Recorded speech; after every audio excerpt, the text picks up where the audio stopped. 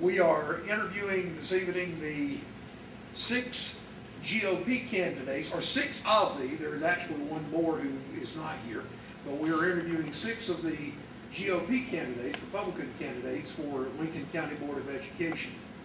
And if I may, let me start by asking each of you to introduce yourselves and tell from which district or at large you are running for the Board of Education. I'm Krista Hebner. I am running for District 5. Tony Jenkins, at large seat. Kayla Clifford, District 2. Todd Forrest at large. Fred Jarrett, District 2. Martin Oaks, District 5. This is the first year that the Lincoln County Board of Education election is going to be partisan. And it's my understanding from talking with county commissioners and others that you, Fred, as at that time the chairman of the Republican Party in Lincoln County, pushed for partisan elections. Why? The reason we did that in our plan of organization, we can endorse candidates when there's a nonpartisan race. And what we experienced this time, we felt like we needed to endorse a candidate during the last Board of Education race. And we did that, and a lot of fallout occurred from that. And it was especially with one county commissioner. And he said, well, how can we fix this? I said, we can go nonpartisan, but the county commissioners will have to put in a resolution through Jason Sane, our local representative, that asked to do that. And that's what happened. Now, if I might also say, back in 1975, when I was graduating from University of North Carolina, I tried to get a job in Lincoln County teaching high school chemistry. I was promised a job then, and I was told that job had disappeared. I was a Republican then. So I have been told by others too that some of the coaches in the school system, when they hired their assistant coaches, they told their assistant coaches, if you're not a Democrat, then I'll have to fire you. So I'm just wanting to point out, back in those times, this county, the city was controlled by Democrats. Now it's a Republican-controlled county, so the tide has turned. Should be obvious from that question that I'm not going to play softball with anybody tonight. I'm going to ask the hard questions. So let me go to Todd.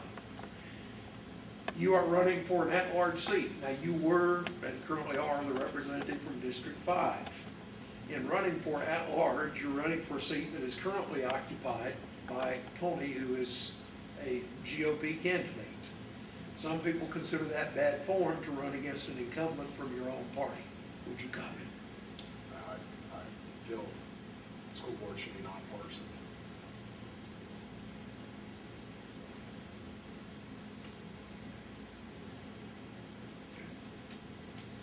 Martin, I want to hit you with one as well that is, I believe you helped to draw the new district lines for the Board of Education. And the accusation has been made that those lines were drawn specifically to make it such that one of the current members of the board would not be able to run for the seat that she now holds. The truth is, I drew the lines. I didn't help. I drew them. I was asked by the chair of the school board to draw lines that were as close as possible matching the high school attendance lines. The previous districting that was done 8 years ago, or maybe 10 years ago, was, in my opinion, gerrymandered, because that particular district started in Gross and went all the way through the city up to Pumpkin Center. And that particular configuration had 3 precincts cut in pieces. The one that I drew ended up with only 1 precinct cut in pieces, so it was a much more compact, more reasonable configuration based on the geography and the population. sticking with the hard questions. Ms. Clifford, you have a child who is not in Lincoln County schools, but who is in a religious school. Does that seem at all contrary to you? You're running for the board that will oversee Lincoln County schools, and yet your child is not in Lincoln County schools. Sure. So she is in a school that is within the community. They do look to the board for guidance in some direction. As I've mentioned in previous discussions, I felt a call to run for this position to stand for other children. Honestly, I never dreamed that my child would not attend a public school. But when I had a child and started looking into our school system nationwide, North Carolina-wide, statistics show that over the past 20 years, our education is really struggling. It's gone for instance, North Carolina has went from 12th in the nation over the past 20 years to 36th in the nation. Lincoln County, North Carolina alone, really nationwide, our statistics are mediocre. Our kids cannot read and cannot perform basic math functions. When I look around, it's alarming at the lack of true history I feel like is being taught of America. There are multiple issues that I have noticed in our society and through our state and through our country that have led me to that decision. And in running for Lincoln County, you know, I can't say that, you know, I know everything because I don't. This is something new to me. I have questions, but our kids deserve the best. Our teachers deserve the best. So I plan to walk in and say, okay, what's needed? How can I help? What are the issues? So that's where I'm coming from and running this and my child being in a different school. And that leads to a great degree into another question, and this is for all of you, and we'll start and roll left to right again, or right to left, I guess. School vouchers. How do you feel about school vouchers for children to attend other than the main public schools? I'm talking about Lincoln County schools, obviously. And how would you feel about school vouchers also being extended for homeschooling? I do appreciate the fact that students and families do have a choice for what they want to do and where they want to send their children and how, if they want to teach them at home. I think the pandemic showed us that there are a lot of different alternatives to regular classroom education. I'm pretty neutral on vouchers. I think that I really think that choice is important, and I think as our community continues to grow, offering different options is going to be a really good thing for people moving into the area. When vouchers first came out, it was choice of schools. I noticed a lot of parents kept telling me, you know, well, I want my child to go to the charter school. I never fought the charter schools. It was the fact that the money did go away from our schools. Yes, when that money went with that child and we were sitting there with, I'll say, just using numbers, $2,000. Then when that $2,000 went to charter school, if that student decided to come back to Lincoln County schools, it took a hard time getting money back because we'd already paid it out. But I have no problem with people taking choices of schools. It's getting to where now that we're just getting a lot of children, and the money now we spend the time they're there, we give them the money. It comes back, if it's, I'm using numbers, $2, then that $2 will come, or part of it will come back with us as that child comes back to Lincoln County schools. But at the same time, the Lincoln County schools didn't have a choice in the matter of what students they took. Private schools have a choice as to what they want, who they want in their schools.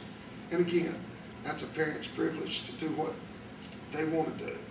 As long as we take care of our children within our school system, and the money's there, and they don't shy away from it, and they stop mandating stuff, and then say, okay, we're gonna make you do this, but it's gonna cost you $50,000. We ain't giving it to you until we get the state straightened out. We'll never make it.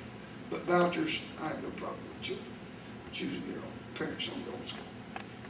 I think school choice and choice for any child and parent is important, so I'm pretty neutral. I think that every parent, every child, every family has different needs and priorities, and every child has a different learning need that they may have, so it's important to have a choice.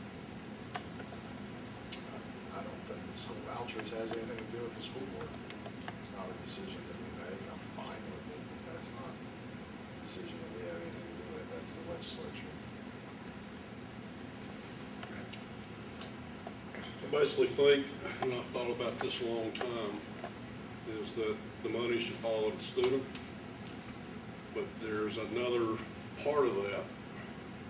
The student needs to be held accountable to meet the North Carolina curriculum and the end of grade and the end of course testing, so that they will at least be able to move forward and have a well-developed, well-orchestrated educational opportunity.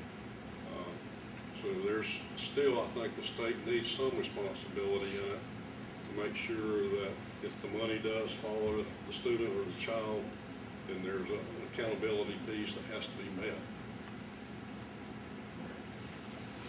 There's a number of copies of the Parents' Bill of Rights hanging around. The one I have did not have this on the top. The first one in most places is school choice.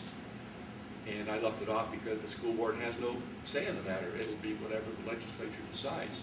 Bearing in mind, however, that the Republican Party has adopted school choice as part of the platform. And most recently, Governor Cooper, who has been against school choice forever, actually signed a proclamation declaring it School Choice Day. So I think school choice is inevitable, and the issue we have on the school board is what's going to happen when you start losing more students.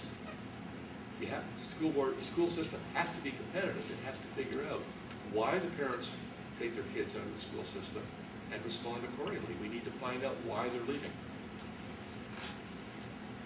That question, by the way, came from one of our readers, so I told him that we would ask the questions that they wanted to ask. So we asked. Another issue right now with schools is what is commonly called critical race theory.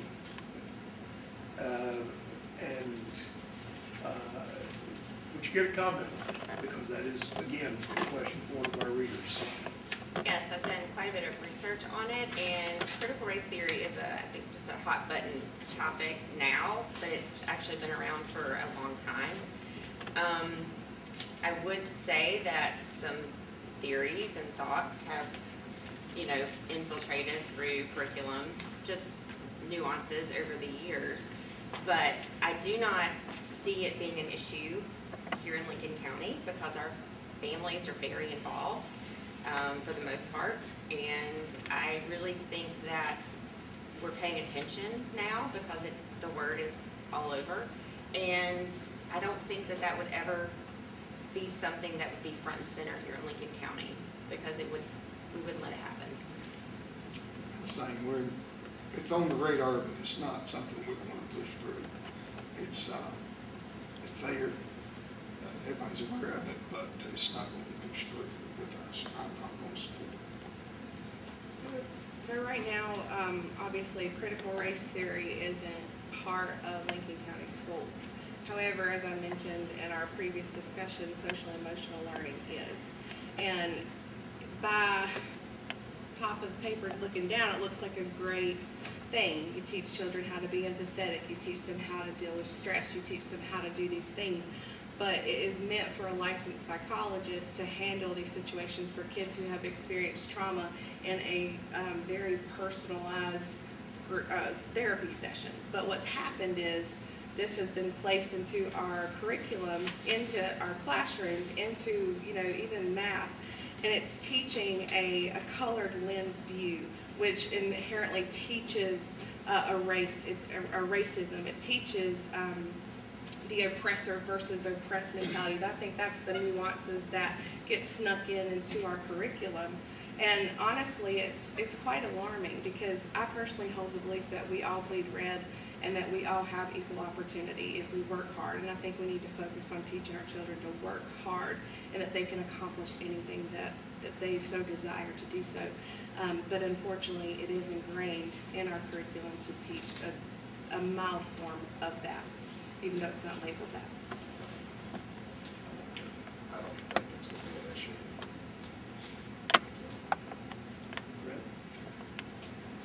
I don't believe critical race theory is that big of an issue now in Lincoln County schools. But what I do think is an issue is gender identification. And when schools start teaching kindergartners, asking them how they feel about their sexuality, when they start using the gender uniform to ask about a male, maybe if that male feels feminine, I just don't believe that's a place that we need to go in Lincoln County schools. And I do know that some of the school counselors have sent out email lists of where they can get information about gender identification. And I'm totally against that in our school systems. Critical race theory is, I think, being pushed by progressive to try and divide the country. Watching my kids and grandkids grow up, they pay no more attention to somebody's skin color than they do their eye color or their hair color, which is to say, none at all. So I don't believe that anything that we try and teach in the schools should be starting from the point of view of what's your skin color, or even that it matters. And we need to keep that out of the system, and I intend to go sit in a bunch of classrooms and find out what's actually going on to see if it is happening or not happening. The same with gender identity. I have not heard from any parents that that kind of thing is going on. So I'm not sure it is, but that needs to be watched for.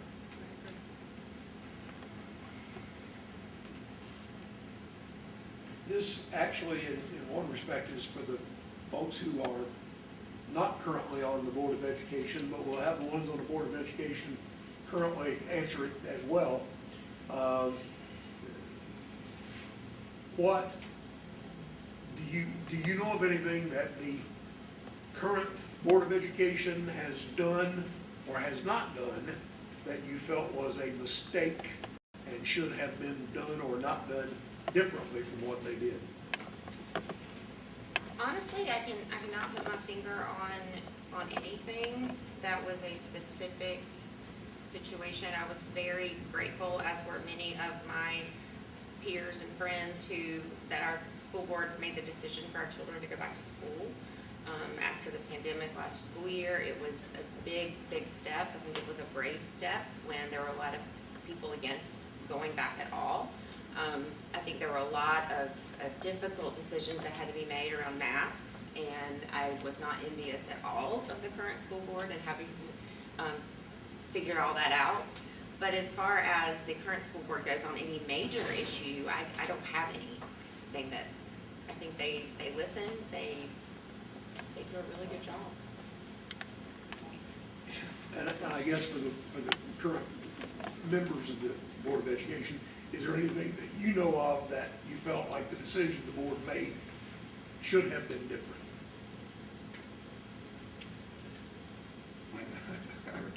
I really, that's good.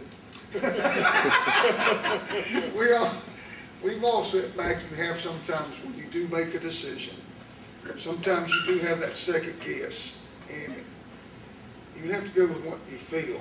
You can't, I don't know, I don't make decisions based on personally what's going to affect me. I look at everybody, so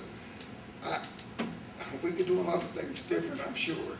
We'll just work on it if we continue to be there. What I have observed in the meetings I've attended, I feel like they've done a good job at supporting the teachers, at supporting the students, and ensuring that parents have a choice in these decisions that I would not envy them either in making, but they've given that power to the families and the parents to make what they feel is best. So I think they've done a good job. I think the only thing the board has done on a before too, Dave, is over the masking and the toolkit.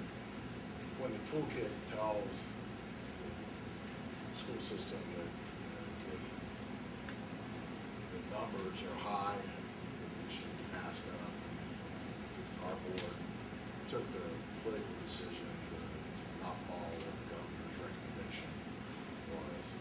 And that obviously was something, now I don't agree with what the governor said. That we should mask people, and that's part of the toolkit, what's out there. I think that's one thing that we as a board should follow and respect.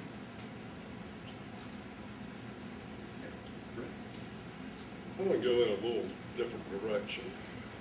And I have always been an advocate of planning. I believe in doing a good strategic plan. I believe in doing a good capital improvement plan. I believe in doing succession plans. And I know about 2 years ago, I was talking to several school board members and telling them, I said, your strategic plans on the website haven't been updated in 2 or 3 years. There's something wrong here. And I think they went back, finally started doing a strategic plan, and I've looked at it. It's an okay plan, but it's not a great plan. And I've asked about the capital improvement plan, and I think there's one, but I'm not sure. And I would like to find out more if there's a capital improvement plan. I also, like Martin was saying a while ago, if students are going to go out of the public school system, I was always an advocate when I was on the school board before of always doing facility studies to see how many classrooms were available in each school.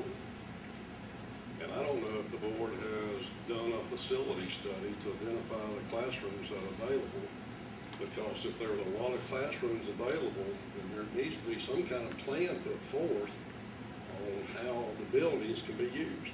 And maybe it can be in a partnership with those that choose to go to a different schooling where, at-home school or, a Christian school or something like that might be able to develop a partnership with the Board of Education so that the facilities just won't sit there and not be used. So that's one thing, if I get elected back to the board, we'll look at and focus on our plans. But there's a key aspect about any plan you do. Typically, that which gets monitored gets accomplished. A lot of times the plans just get put up on a shelf and dust grows on them. So it's got to be a living, working plan with some accountability to fix to making sure that plan is worked. When I was a county commissioner, I got criticized fairly often. But what I learned as a county commissioner is that most people don't know all the facts. They don't know the background, they don't know the details. And I'm not criticizing school board members because I also don't know all the facts.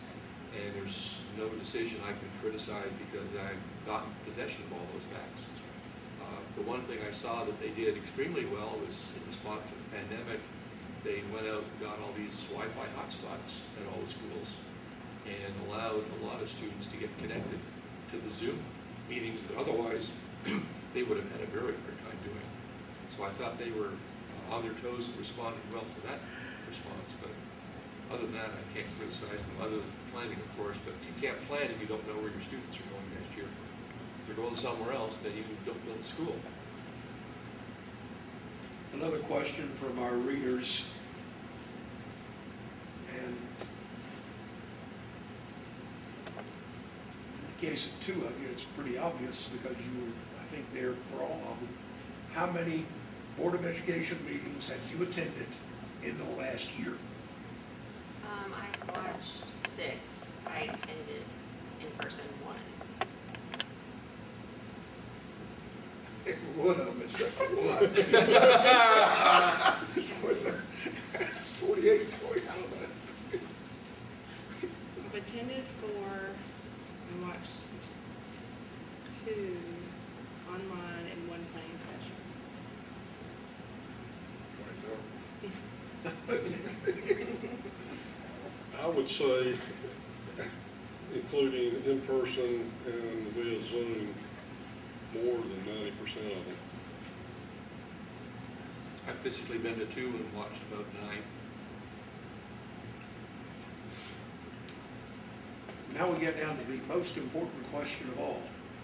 And in this case, we have 2 candidates for the at-large seat that's up this year, 2 candidates for the District 2 seat that's up this year, 2 candidates for the District 5 seat that's up this year. Why should I vote for you instead of your opponent? I have children in the public school, and I have years of experience in education and around education, in special education in particular, and so it's a passion of mine for literacy and graduation rates and retention, keeping students in school. And with my background as a speech pathologist and knowledge from working at the Department of Public Instruction, just understanding special education law, I'm also very passionate, and I'm also a great listener. And if I don't know the answer, I will go find the answer. For instance, I had lots of questions about social emotional learning, and I actually went to high school with the main consultant at DPI for social emotional learning. So I called her up to find out some more about the whole program. So I have resources from that time there. Like it or not, DPI is there, and we have to go with what's happening at the state level. So, and again, I no longer work there for lots of reasons, but I did learn a lot during my time there, and I've held on to a lot of really good connections. So, vote for me. That's District 5, so we're going to Martin, who's also District 5. Well, there's 1,200 education professionals in the system, so there's lots of educational stuff there, and I don't think any more is needed. I'm a budget analyst. I know how to tear apart budgets and find out how to make things work and where they're hiding the money. And I would propose to have a zero-based budget analysis at least once every 4 years. When you start with zero-based budgeting, you find out that there are programs that were buried in there and being funded just because everybody said, oh yeah, 3% more than last year on everything. If you start with zero-based budgeting, you find out that something didn't get funded in your list of things. You say, what happened there? Oh, nobody thought it was important. So that's a way of finding out what things are going on. And I don't think there's a lot of budget analysis going on in the school system, and I know how to tear those apart. Now we'll go to District 2. We'll start with Fred. How much time do you have? Hold it to about 5 minutes, Max. I graduated from Lincoln High School. I graduated from the University of North Carolina at Chapel Hill, and I earned a BS degree in science teaching, concentrated in chemistry. I earned a master's degree in educational administration and supervision from Winthrop. I was a nuclear training manager at Duke Energy, which is comparable to a superintendent in a county school system. I developed the chemistry training program from the ground up. So I've got a lot of educational training experience with me. When I was on the board from 2000 to 2008, I was told by the assistant superintendent of finance that you're the first board member that has ever understood a school system budget. And like Martin, they couldn't get anything past me. I knew where the money was. It took me a while to find some of the hidden money, but I found it. During that time, we built 5 new schools. We worked with county commissioners effectively, built 5 new schools. We also renovated 5 schools, and those were North Lincoln High School, a new school, Lincoln Middle School, North Lincoln Middle School, and Childers and St. James Elementary being the new schools. The additions were to East Lincoln High School, added a new gym and classroom. To Lincoln High School, we added a new gym and classroom. To West Lincoln High School, we added a new gym and classrooms. West Lincoln Middle School and F.D. Kaiser, we added additional classrooms. The school board at that time They used a contract management system, and they basically charge 5% of the cost of construction. And just one thing that provided, I said we need to hire a civil engineer and let the civil engineer manage our schools, which we did. So we went from 5% of 47 million, whatever that came out to about $75,000 a year. Understand land.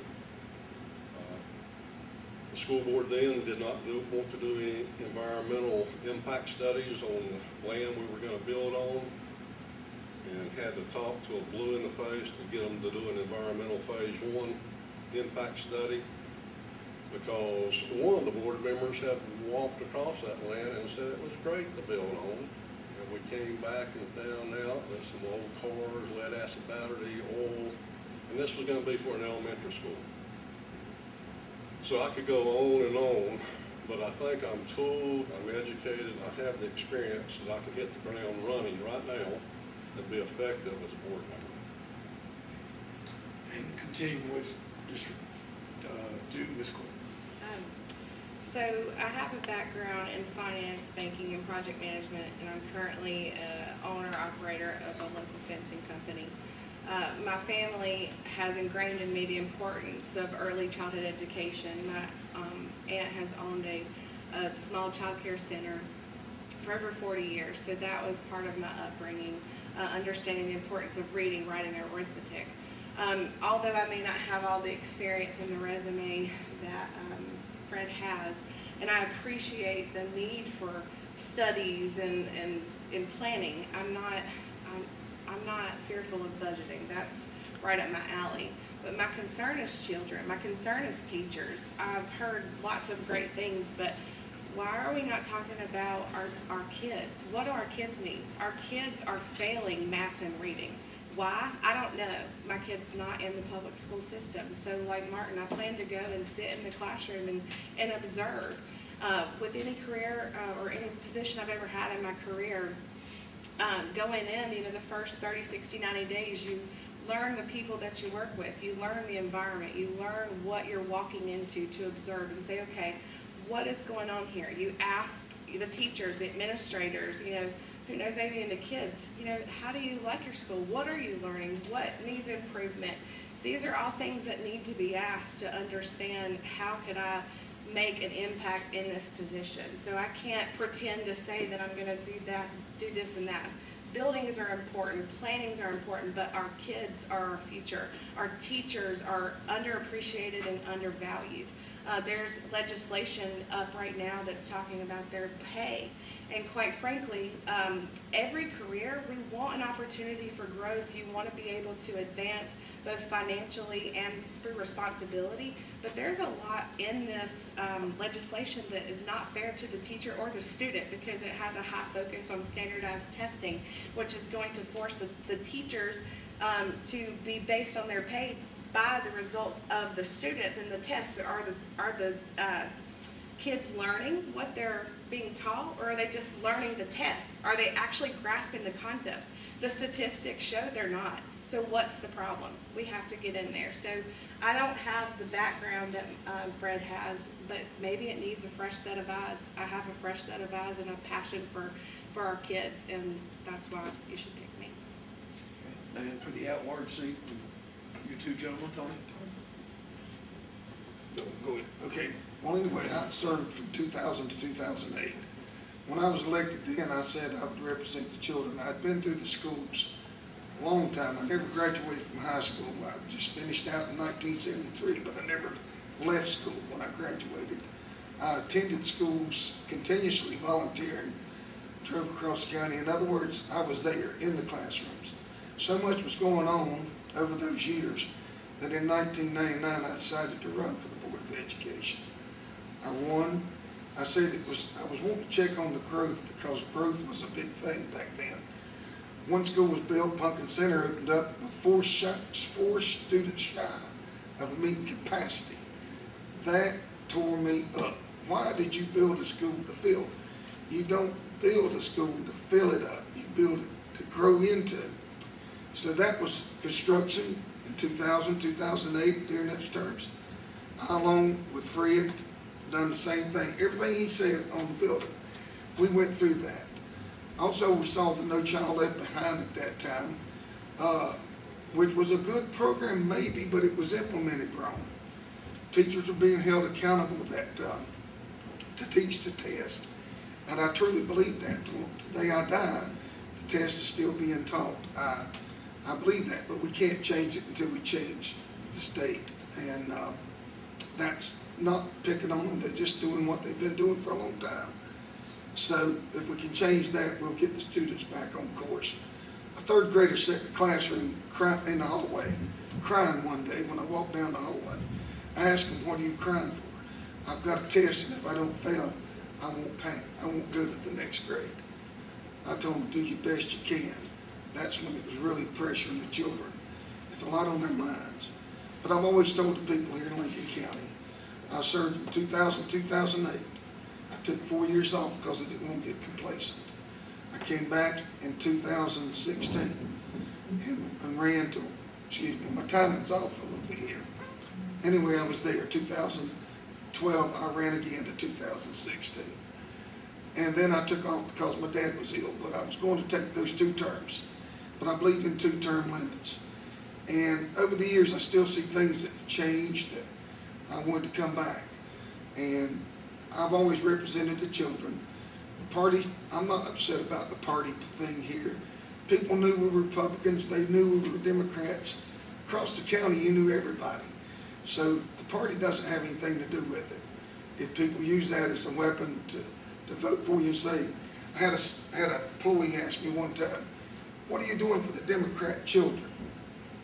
I could have done something worse, but then again, a child was looking at me, and I said I didn't know we had Democrat children and Republican children in our schools. I don't represent a party, I represent the children. Once I meet the children's need, make sure they get an education. I see the teachers get their supplies and stuff, then that, I meet the children's needs, they pass, I meet the parents' needs. That's what I'm focused on, and I'll continue to do that till till you don't elect me. Thank you. And you'll have the last word, sir. Yes, I'm a graduate of East Lincoln High School, went to Penn State University, had a Bachelor of Science Mechanical Engineering degree, and then went to the University of North Carolina, Chapel Hill for my legal degree. I practiced law in Lincoln County for the past 30 years. I have 3 children who have gone through Lincoln County schools, kindergarten through 12th grade, 2 of them are graduates, one's in the 10th grade. One of the major roles on the school board is to set policy and enforce those policies. And I think my 30 years of legal experience makes me well suited to be an asset to the board. Thank you all for coming tonight, and we hope that everybody will go out and vote. May 17th is, of course, the primary election. You can also vote during early voting up until May 14th.